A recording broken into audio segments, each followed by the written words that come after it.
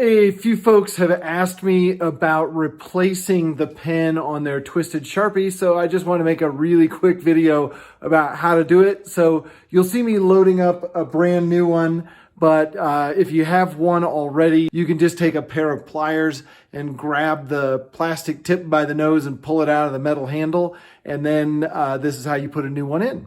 It's about 10 degrees in my shop and my hands are absolutely frozen, so I'm having trouble feeling the razor blade go through. But I just take and score just right here where the cap meets the pen, and I leave the cap on. You'll see here in a second why. I score it 3 or 4 times, and you can see I'm using pretty good pressure, but you're just wanting to go through the gray layer, as it were. And the gray layer has a lip right here, you can imagine. So if you score it, I think you can see it separating there. Once it's separating, you can just pull the gray part off and kind of chuck it. And then, of course, I can't feel my hands. This is a 1/4 inch hole, I believe, and you stick it in like that.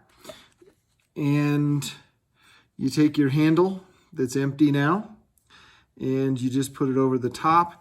I like to use a rubber mallet. You can use the palm of your hand. I'll show you with the palm of your hand just so you don't have to do anything. And you just want to strike it very firm, very firm. So just like that. And the pen's loaded in, ready to write. You can use different colors in here. There's no rules.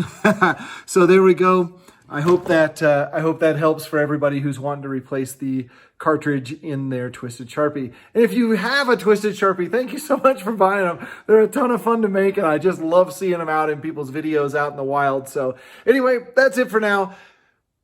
Take care.